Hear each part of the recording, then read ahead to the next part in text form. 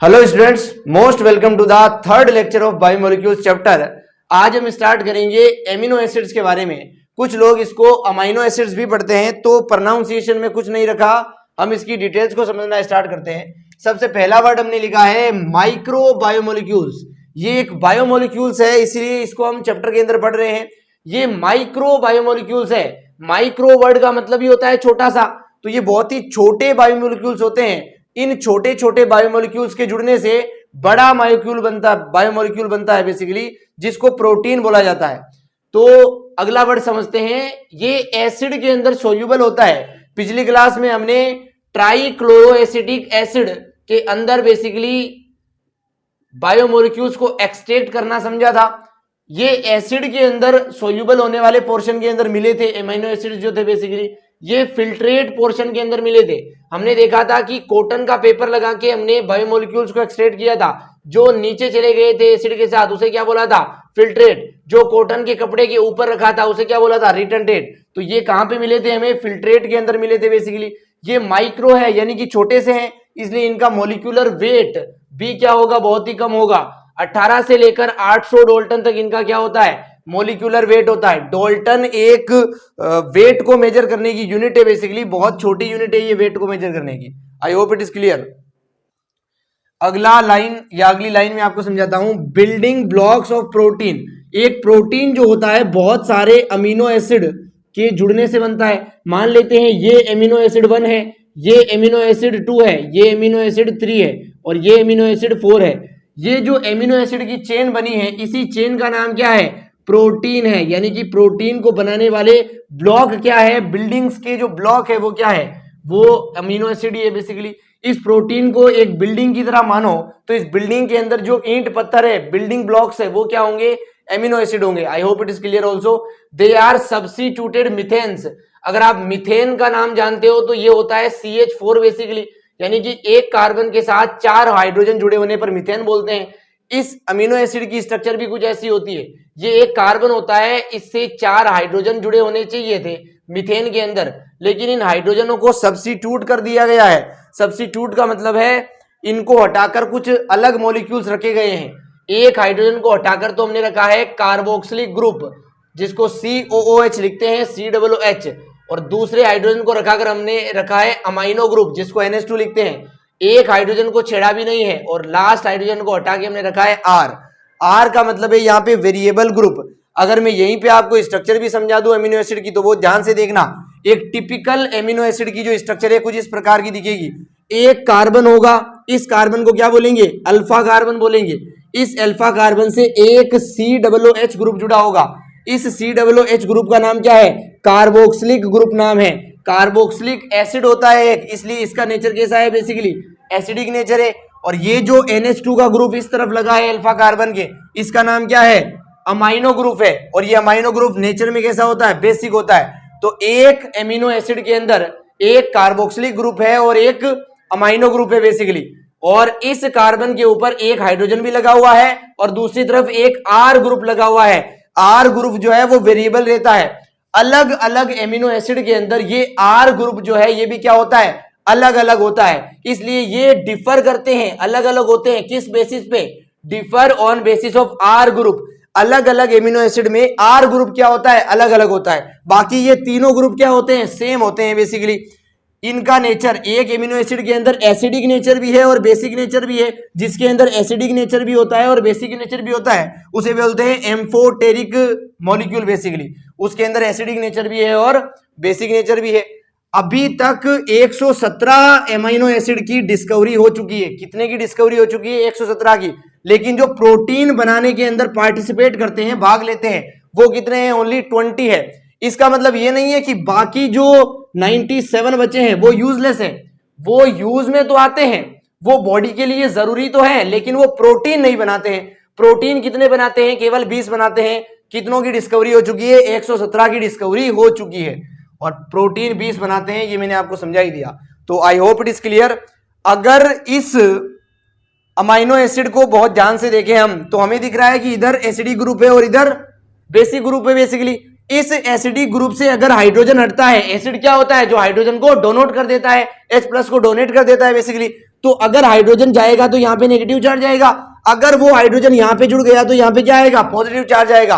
क्या इस कंपाउंड के अंदर दो जगह पे चार्ज आ चुका है, तो इसे क्या बोलेंगे, डाईपोलर।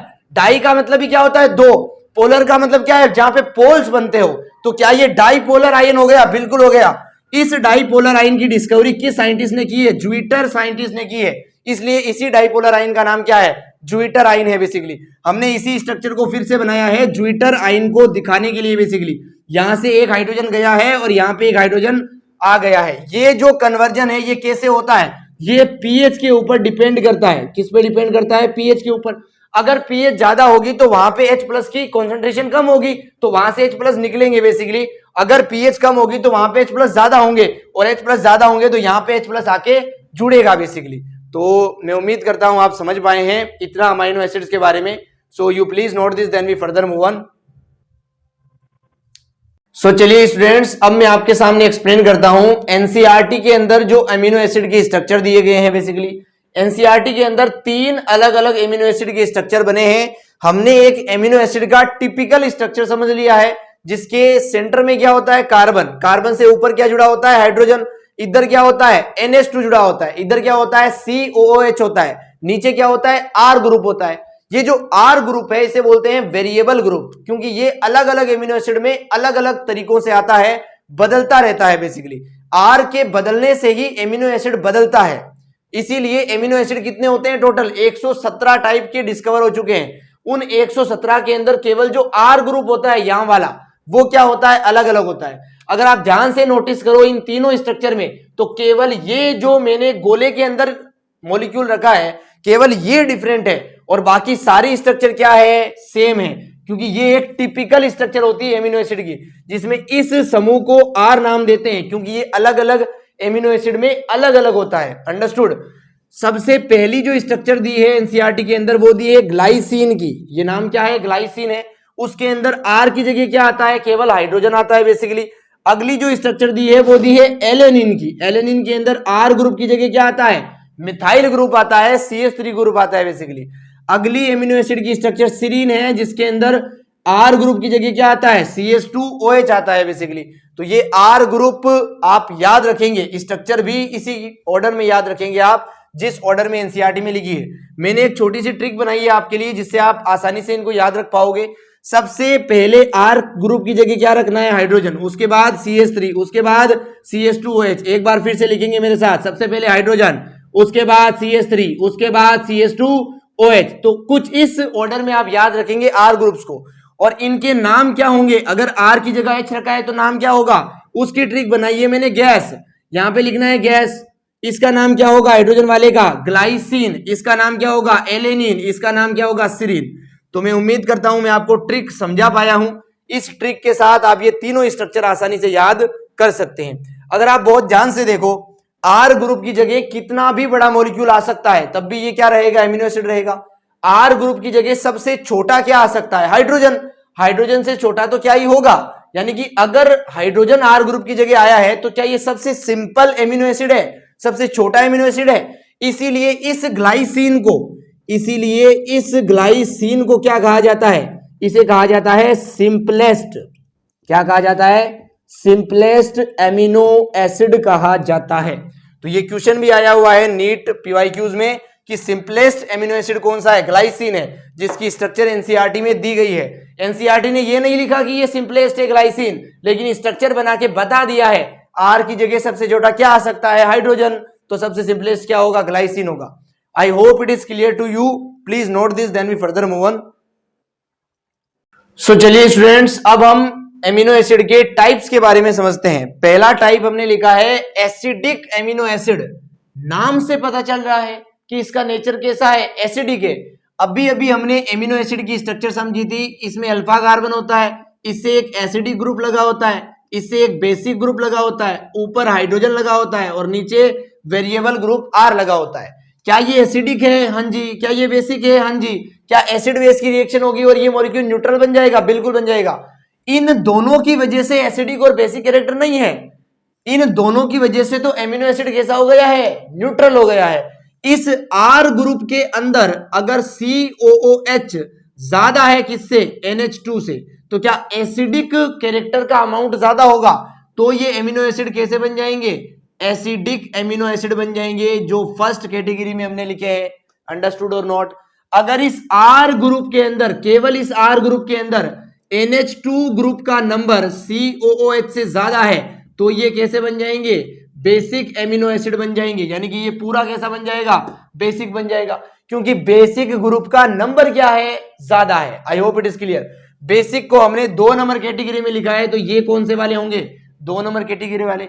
अगर यहां पे COOH ग्रुप्स का नंबर किसके इक्वल हो जाए, NH2 ग्रुप के इक्वल हो जाए तो ये कैसे एमिनो एसिड होंगे, ये न्यूट्रल एमिनो एसिड होंगे।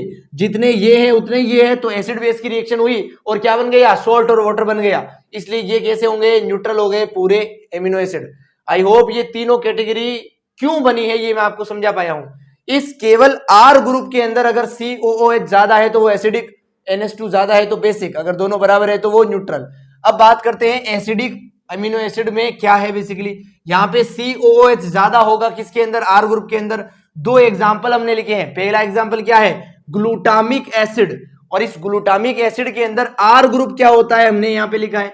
अगर आप चाहते हो कि ग्लूटामिक एसिड एक एमिनो एसिड है, इसके हम स्ट्रक्चर भी बनाना चाहते हैं, तो पूरी स्ट्रक्चर यही बनाओगे, केवल जहां पे R लिखा है वहां पे क्या लिख दोगे, CH2 COOH लिख दोगे, जिससे ये पूरी स्ट्रक्चर किस में कन्वर्ट हो जाएगी, ग्लूटामिक एसिड की स्ट्रक्चर में कन्वर्ट हो जाएगी। अगर आप एस्पार्टिक एसिड को देखो तो इसके अंदर R ग्रुप क्या होता है, बेसिकली ये क्या लिखा है हमने, CH2 COOH, ये इसका R ग्रुप है बेसिकली। तो हमने 2 एग्जांपल पढ़े हैं किसके, एसिडिक एमिनो एसिड के, ग्लूटामिक एसिड और एस्पार्टिक एसिड। इस ग्लूटामिक एसिड को कुछ किताबों में ग्लूटामेट भी लिख देते हैं, ग्लूटामेट, और इस एस्पार्टिक एसिड को कुछ किताबों में एस्पार्टेट भी लिख देते हैं। तो ये दोनों वर्ड आपको पता होना चाहिए। ग्लूटामेट का मतलब क्या है, ग्लूटामिक एसिड, एस्पार्टेट का मतलब क्या है, एस्पार्टिक एसिड। दोनों एक एमिनो एसिड है जिनका नेचर कैसा है, एसिडिक है बेसिकली। अगली हम बात करते हैं बेसिक एमिनो एसिड की। इनके अंदर NH2 का नंबर क्या होगा, ज्यादा होगा, NH2 एक्स्ट्रा होगा। एग्जाम्पल हमने लिखे हैं लाइसिन, हिस्टिडीन और अर्जिनिन। इन एग्जाम्पल को आपको याद करना पड़ेगा और बार बार पढ़ना पड़ेगा। अगर आप चाहो तो आप छोटी सी ट्रिक भी बना सकते हो इसकी,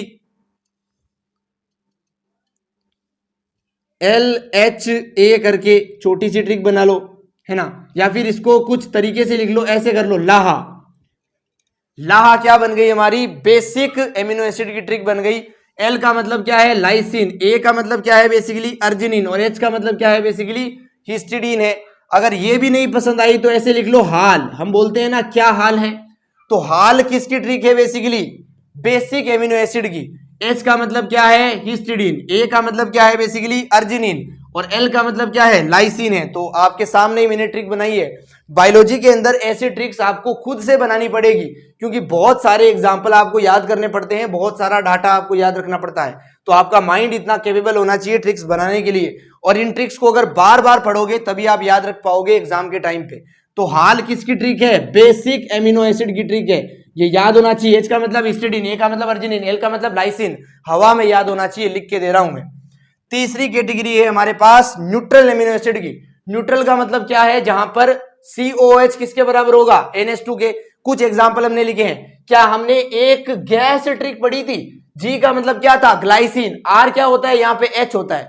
क्या R के अंदर ना तो COOH है ना NH2 है, इसका मतलब जो ग्लाइसिन है उसके अंदर ना एसिडिक कैरेक्टर है ना बेसिक कैरेक्टर है, वो कैसा हो गया, न्यूट्रल हो गया। हुआ या नहीं? क्या एलेनिन के अंदर R ग्रुप CH3 था, इसका मतलब इसके अंदर भी COOH नहीं है, NH2 नहीं है इस R के अंदर, इसका मतलब ये भी कैसा हो गया, न्यूट्रल हो गया। ये लिखा हुआ, I hope it is clear. Serine के अंदर हमने देखा था कि CH3OH है बेसिकली, सॉरी CH3 नहीं CH2OH है। ये जो अल्कोहल होता है ये एसिडिक नेचर का होता है, कैसा होता है, एसिडिक, इसलिए ये एसिडिक के एग्जांपल में आप लिख सकते हो सीरीन, यहां पे आप सीरीन नहीं लिख सकते। आई होप इट इज क्लियर। उसके अलावा कुछ और एग्जांपल हमने लिखे हैं न्यूट्रल एमिनो एसिड के। वेलिन जो है ये एनसीईआरटी की थ्योरी में लिखा हुआ है। ग्लाइसिन और एलेनिन के तो स्ट्रक्चर बने हुए हैं, वहां से हमने उठा लिए कि ये कैसे है, न्यूट्रल है, और वेलिन थ्योरी में लिख दिया है कि वेलिन कैसा है, न्यूट्रल एमिनो एसिड है। तो ये तीनों तो आपको याद होने ही चाहिए। उसके अलावा अगर कुछ और भी आप याद करना चाहो तो ल्यूसीन और आइसोल्यूसिन भी आप याद कर सकते हो। ल्यूसीन और आइसोल्यूसिन भी कैसे हैं, न्यूट्रल एमिनो एसिड है। तो मैं उम्मीद करता हूं एमिनो एसिड की ये 3 कैटेगरी आपको समझ में आई है और आप इसको अच्छे से नोट करेंगे और याद रखेंगे। So you please note this, then we further move on. So चलिए स्टूडेंट्स, अब हम कुछ और टाइप्स के बारे में समझते हैं, एमिनो एसिड्स के टाइप्स के बारे में। बेसिकली 4th टाइप में हमने लिखा है सल्फर कंटेनिंग एमिनो एसिड, यानी कि इन एमिनो एसिड का जो आर ग्रुप होगा उसके अंदर कहीं ना कहीं सल्फर का एलिमेंट होगा। अंडरस्टूड और नॉट? इनके अंदर क्या होता है, सल्फर का एलिमेंट होता है। 2 एग्जाम्पल हमने लिखे हैं, सिस्टीन और मिथ्योनिन, जिसको आप एमसी से याद रख सकते हो या फिर सीएम से याद रख सकते हो। चीफ मिनिस्टर, बढ़िया ट्रिक है इसको याद रखने के लिए। सिस्टीन और मिथ्योनिन को याद कैसे रखेंगे, सीएम से याद रखेंगे। सीएम क्या है, सल्फर कंटेनिंग एमिनो एसिड की ट्रिक है, तो इनको आप अच्छे से लिखते जाना। 2 एग्जाम्पल याद होनी चाहिए आपको। एल्कोहलिक एमिनो एसिड का मतलब क्या है, नाम से समझ में आ रहा है, एल्कोहल। एल्कोहल क्या होता है, OH ग्रुप। किस एमिनो एसिड के अंदर OH ग्रुप होता है, हमने पढ़ा था गैस। क्या पढ़ा था, गैस। इसका जो S था इसके अंदर R क्या होता है, CH2OH। इसका मतलब ये जो सीरीन एमिनो एसिड है उसके अंदर OH ग्रुप आ रहा है या नहीं आ रहा, इसलिए ये कैसा होगा, सीरीन एल्कोहलिक एमिनो एसिड होगा या नहीं होगा। उसके अलावा थ्रियोनिन भी एक एमिनो एसिड होता है जिसके अंदर OH ग्रुप आता है, किसके अंदर, R ग्रुप के अंदर OH ग्रुप भी आता है। इसका मतलब थ्रियोनिन भी कैसे हो गए, एल्कोहलिक एमिनो एसिड हो गए। इससे पहले शायद मैंने सीरीन को एसिडिक एमिनो एसिड में काउंट कर दिया था, उसके लिए सॉरी। सीरीन जो है वो एल्कोहलिक एमिनो एसिड होता है बेसिकली, क्योंकि इसके अंदर OH ग्रुप आता है। I hope it is clear. अगला टाइप हमने लिखा है एरोमेटिक एमिनो एसिड के बारे में। जो एरोमेटिक स्ट्रक्चर होते हैं उनके अंदर एक साइक्लिक स्ट्रक्चर होती है कंपलसरी, तो इनका जो R ग्रुप होगा वो क्या बनाएगा, एक साइक्लिक स्ट्रक्चर बनाएगा। उस साइक्लिक स्ट्रक्चर के साथ मिलने वाले एमिनो एसिड के 3 एग्जांपल है, टाइरोसिन, ट्रिप्टोफैन। बड़े शब्द को तोड़ तोड़ के पढ़ा करो। इसे कैसे पढ़ेंगे, ट्रिप्टोफैन, फैन मतलब पंखा, और ये ट्रिप्टो, इसे कैसे पढ़ेंगे, टाइरोसिन, तोड़ के पढ़ेंगे इसे टाइरोसिन। टायर तो जानते हो गाड़ियों में होते हैं, तो इसे पढ़ेंगे टाइरोसिन। इसे क्या पढ़ेंगे, ट्रिप्टोफैन। इसे क्या पढ़ेंगे, फिनाइल एलेनिन। एलेनिन तो हमने पढ़ा था ये वाला। इसके आगे केवल क्या जोड़ना है, फिनाइल जोड़ना है, तो ये क्या बन जाएगा, फिनाइल एलेनिन बन जाएगा। तो ये तीनों स्ट्रक्चर एरोमेटिक एमिनो एसिड के अंदर काउंट होते हैं। इसकी स्ट्रक्चर आप बना सकते हो PTT। क्या बना सकते हो, PTT। PTT क्या है, एरोमेटिक एमिनो एसिड की ट्रिक है। CM क्या है, सल्फर कंटेनिंग एमिनो एसिड की ट्रिक है। अगर मैं आपसे पूछूं हाल क्या है, तो ये बेसिक एमिनो एसिड की ट्रिक है, अभी याद करवाई थी। तो ये सारी ट्रिक्स आप लिखते जाएंगे और अच्छे से बार बार इनको रिवाइज करेंगे। अगला हमने लिखा है हेट्रोसाइक्लिक एमिनो एसिड। हेट्रोसाइकल का मतलब ही होता है, जैसे ये कोई रिंग बनाता हूं मैं, इसका जो एक डॉट है वो किसको रिप्रेजेंट करता है, कार्बन को, और ये जो एक लाइन है वो किसको रिप्रेजेंट करती है, covalent bond between 2 carbon atom. तो ये जो हेट्रोसाइक्लिक, हेट्रो का मतलब क्या होता है, अनसेम, यानी कि यहां पे सारे क्या है, कार्बन है डॉट वाले। लेकिन अगर एक डॉट पे कार्बन के अलावा कोई दूसरा एटम आ गया तो इसे क्या बोलेंगे, हेट्रोसाइकल बोलेंगे। क्या बोलेंगे, हेट्रोसाइकल। जरूरी नहीं है ऑक्सीजन आए, यहां पे ऑक्सीजन आ सकता है, नाइट्रोजन आ सकता है, सल्फर आ सकता है, फॉस्फोरस आ सकता है, कुछ भी आ सकता है, केवल कार्बन नहीं आना चाहिए। अगर सारे कार्बन के एटम है तो क्या बोलेंगे, होमोसाइक्लिक। अगर एक भी अलग हो गया कार्बन से तो क्या बोलेंगे, हेट्रोसाइक्लिक। अगर किसी साइकिल के अंदर ऐसे एटम्स है तो उसे हेट्रोसाइक्लिक रिंग बोलते हैं। अगर किसी एमिनो एसिड के R ग्रुप के अंदर ऐसी रिंग आ जाती है तो उस एमिनो एसिड को क्या बोलते हैं, हेट्रोसाइक्लिक एमिनो एसिड बोलते हैं। आई होप इट इज क्लियर। इसके 3 एग्जांपल हमने लिखे हैं। प्रोलीन है पहला, तो अगला है हाइड्रोक्सी प्रोलीन। वर्ड्स को तोड़ के पढ़ा करो, प्रोलीन 2 बार आ रहा है, प्रोलीन और हाइड्रोक्सी प्रोलीन दोनों क्या है, हेट्रोसाइक्लिक एमिनो एसिड के एग्जांपल। उसके अलावा हमने पढ़ा था हिस्टिडीन। हिस्टिडीन को हमने यहां भी पढ़ा था बेसिकली, हिस्टिडीन हम पहले भी पढ़ चुके हैं और यहां भी पढ़ रहे हैं। हेट्रोसाइक्लिक एमिनो एसिड का एग्जांपल भी क्या है, हिस्टिडीन ही है बेसिकली। तो आप बहुत ध्यान से नोट करें इनको। हमने यहां पे पढ़ा था हिस्टिडीन, इस H का मतलब क्या है, हिस्टिडीन। हिस्टिडीन एक बेसिक एमिनो एसिड भी होता है और ये हेट्रोसाइक्लिक एमिनो एसिड भी होता है। आई होप एमिनो एसिड के टाइप में आपको समझा पाया हूं। You please note this, then we further move on. So चलिए स्टूडेंट्स, अब मैं आपको समझाता हूं एमिनो एसिड को 3 कैटेगरी में डिवाइड किया जाता है, जो कि बहुत बहुत बहुत इंपॉर्टेंट है। सो प्लीज केयरफुली सुनिएगा, बहुत केयरफुली। एमिनो एसिड की 3 मेजर कैटेगरी बनाई जाती है। सबसे पहली कैटेगरी है असेंशियल एमिनो एसिड की, दूसरी है सेमी असेंशियल एमिनो एसिड, और तीसरी है नॉन असेंशियल एमिनो एसिड। ये जो असेंशियल वर्ड है इसका हिंदी होता है जरूरी। क्या होता है? जरूरी। ऐसे एमिनो एसिड जो जरूरी है वो असेंशियल एमिनो एसिड, ऐसे एमिनो एसिड जो जरूरी नहीं है वो क्या हो गए? Non essential amino acid. ऐसे एमिनो एसिड जो थोड़े बहुत जरूरी है वो क्या हो गए? Semi essential amino acid. हमने पढ़े थे कि 117 टाइप के एमिनो एसिड की डिस्कवरी हुई है, लेकिन प्रोटीन कितने बनाते हैं? केवल 20। इन 20 में से जो 8 होते हैं वो कैसे होते हैं? असेंशियल होते हैं। इसीलिए यहां पे ब्रैकेट में क्या लिखा है? इनका नंबर लिखा है। असेंशियल एमिनो एसिड कितने होते हैं? केवल 8 होते हैं। और जो 2 होते हैं वो होते हैं सेमी असेंशियल, और जो पीछे बच गए 10 सेमी असेंशियल यहां पे लिख लेते हैं। जो पीछे बच गए 10 वो कैसे होते हैं? नॉन असेंशियल होते हैं। आई होप मैं इन 20 का क्लासिफिकेशन आपको समझा पाया हूं। अब मैं आपको समझाता हूं कि यार ये असेंशियल कहां पे असेंशियल, जरूरी कहां पे जरूरी? बॉडी के अंदर, बॉडी से बाहर, डाइट के अंदर क्या लोचा क्या है बेसिकली यहां पे, तो बहुत ध्यान से देखना। ये क्या है? ये असेंशियल एमिनो एसिड है। इसका मतलब इनकी जरूरत है कहां पर? डाइट के अंदर। जो हम खाना खाते हैं उसके अंदर ये एमिनो एसिड होने ही चाहिए। अगर नहीं होंगे तो क्या होगा? अगर नहीं होंगे तो बॉडी के अंदर इन असेंशियल एमिनो एसिड की कमी होगी, जिससे डिजीज होगा। अंडरस्टूड और नॉट? क्योंकि इन एमिनो एसिड को बॉडी नहीं बना सकती है, बॉडी कांट फॉर्म। ये बॉडी के अंदर बनते ही नहीं है। अगर बॉडी के अंदर बनते नहीं है तो क्या बाहर से इनको खाना बहुत जरूरी है? इसीलिए तो ये डाइट के अंदर असेंशियल होते हैं, डाइट के अंदर होने ही चाहिए। इसीलिए इनका नाम क्या है? असेंशियल एमिनो एसिड है। कुछ ऐसे एमिनो एसिड होते हैं जो बॉडी के अंदर फॉर्म होते रहते हैं, बॉडी जिनको बना सकती है जरूरत पड़ने पे। अगर बॉडी बना सकती है तो बाहर से खाने की जरूरत ही नहीं है, बाहर से खाने की जरूरत नहीं है। इसलिए ये क्या है? Not essential in diet. ये जो वर्ड है essential, non essential, semi essential, ये कहां पर वैलिड होते हैं? In diet. कहां पे जरूरी है? ये डाइट के अंदर जरूरी है। डाइट के अंदर होने चाहिए, इसका मतलब बॉडी नहीं बनाती होगी, इसलिए यहां पे लिख सकते हैं बॉडी कांट फॉर्म, और यहां पे लिखा है बॉडी कैन फॉर्म। अंडरस्टूड और नॉट? जो सेमी एसेंशियल होते हैं इनका फॉर्मेशन बॉडी के अंदर हो सकता है, लेकिन सर्टेन कंडीशन में। अगर बॉडी को बहुत ही ज्यादा जरूरत है इन एमिनो एसिड की और इनकी कमी शरीर में बहुत ज्यादा आ गई है तब ये बनते हैं। नॉर्मल कंडीशन में ये एमिनो एसिड बॉडी के अंदर नहीं बनते हैं, लेकिन आपातकालीन स्थिति में, क्रिटिकल कंडीशन में ये भी बनने लगते हैं। तो 2 एग्जाम्पल हमने लिखे हैं सेमी एसेंशियल के अंदर, अर्जिनिन और हिस्टिडीन।